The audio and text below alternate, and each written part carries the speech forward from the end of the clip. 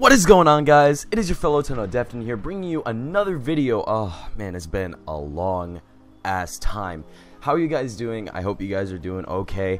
I did want to make a video because I felt like Plains of Eidolon, it definitely needs more videos than streams.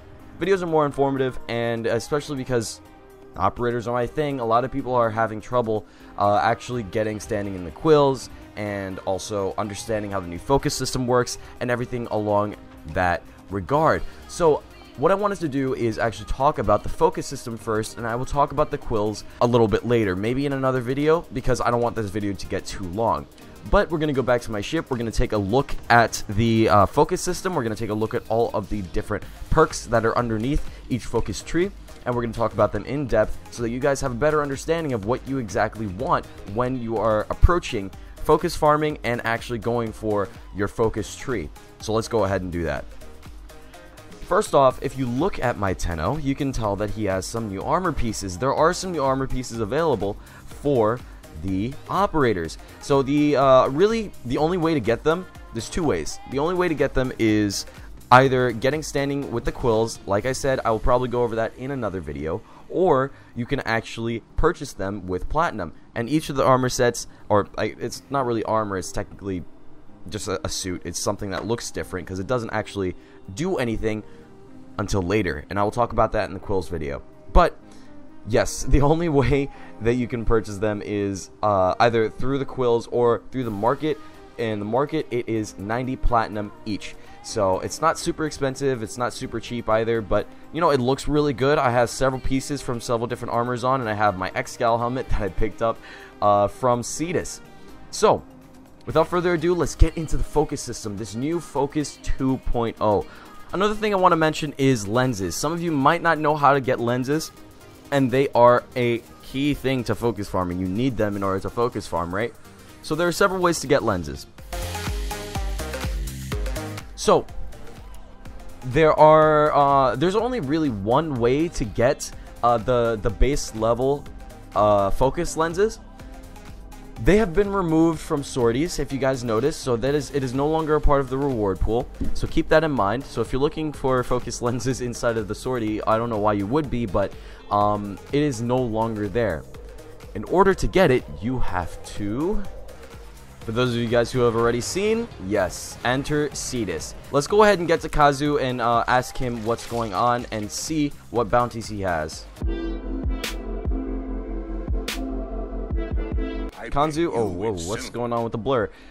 Anyway, you have to talk to Kanzu, take a look at his bounties, and the third tier and the fourth tier is what gives you focus lenses.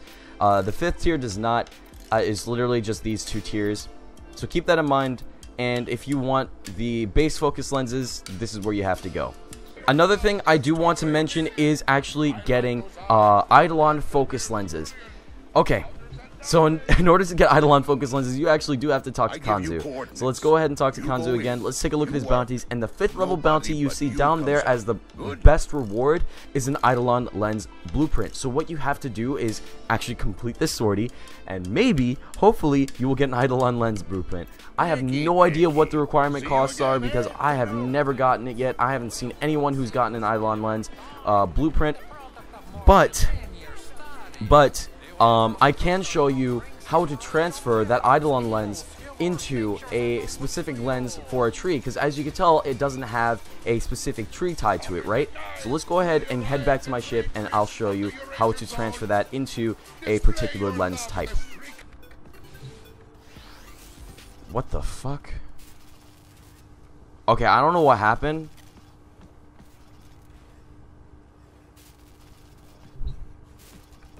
What? What's happening? What's happening? I don't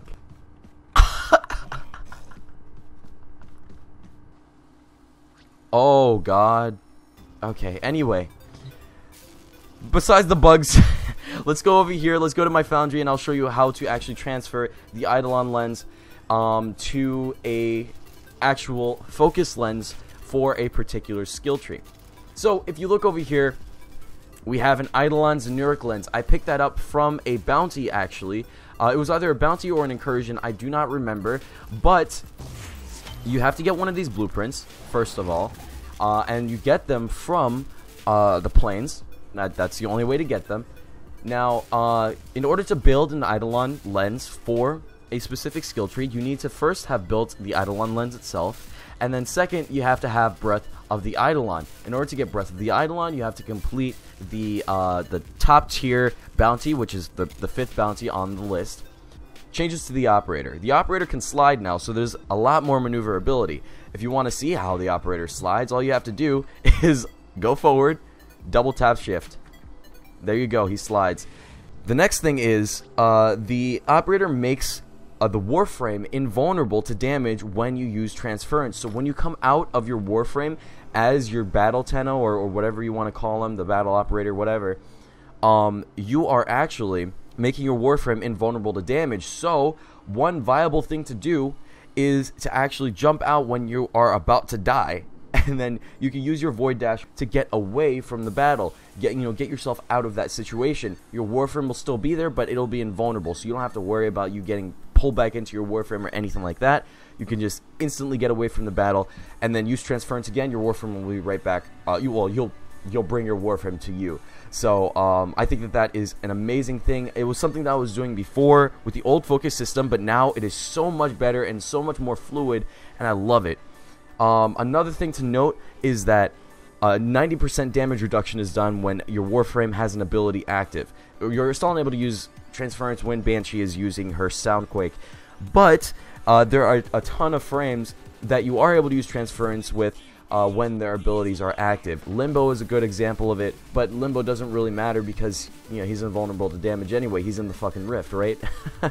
One other thing to mention about invulnerability is your operator does have invulnerability for a very, very short time when you use transference. I believe it is about 1 to 2 seconds of invulnerability, so keep that in mind. Use that to your advantage if you can. Other than that, the operator is affected by focus trees. Finally, man, I mean, this is what I've been waiting for. My operator only content is going to get so much better now. I'll be able to fucking defeat bosses, maybe even do sorties as Tenno only challenges, which would be freaking insane. But that actually might be viable. One thing I do want to mention is that there are 2 energy pools once you actually sign up with the quills.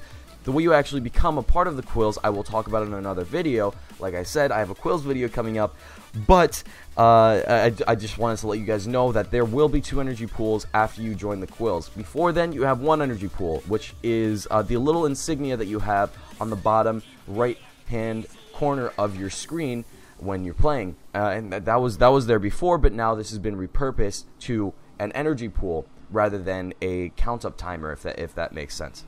Another thing to mention is that the operator no longer has ghost void mode, if that makes sense.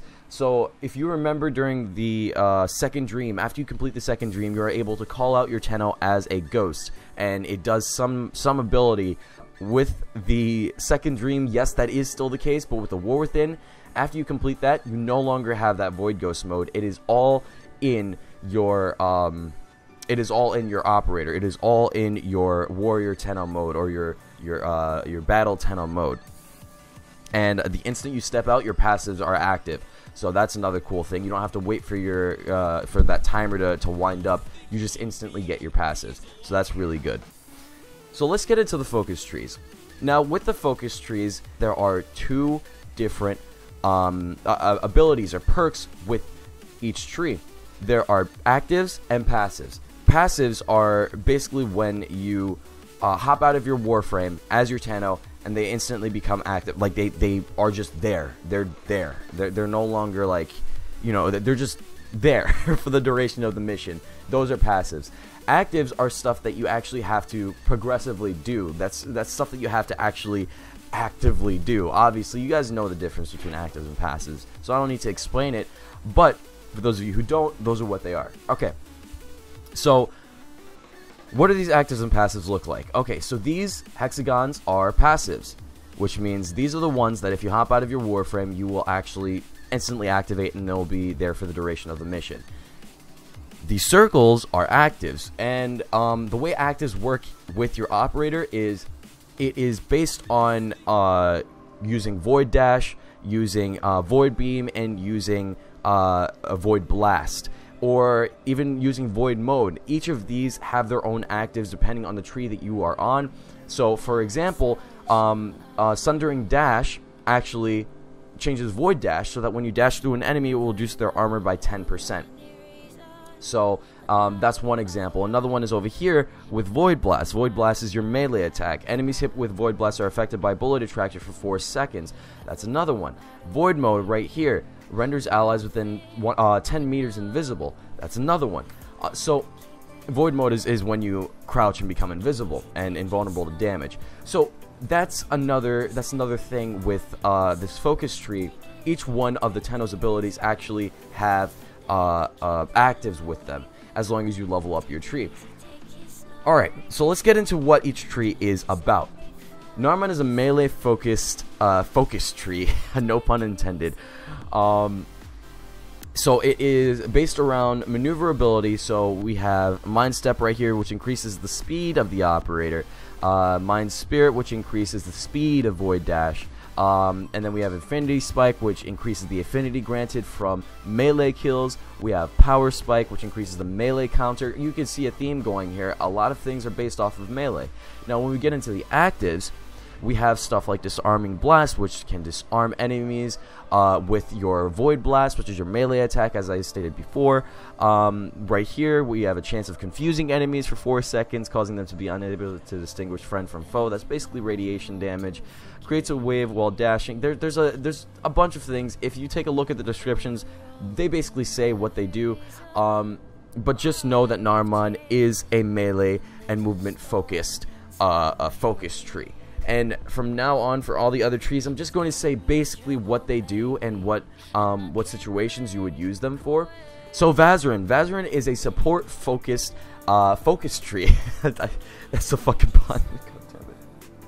Vazarin is a support focused focus tree. And as you can tell, we have different abilities here. We still have the one instant revive, and you could also see increased affinity. That's something new. Increased the health of the operator by 50%. Increased the health regeneration by the operator, or of the operator by 50%. By 1 per second. I'm sorry. So there's a bunch of different abilities here. There's a bunch of different passives. These things, right? These things over here, these actives, they all are very good. We have this one right here, which is awesome. It heals 4 health per second, and the ability costs an additional 2 energy.